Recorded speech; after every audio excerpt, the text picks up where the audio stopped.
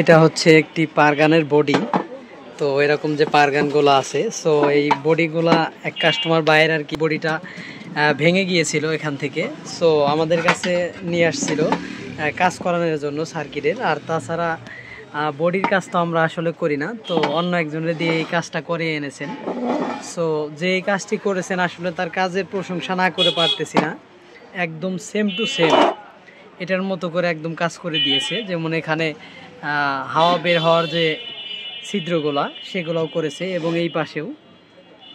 তো আসলেই তার কাজের প্রশংসা করতে হয়। কিছু কিছু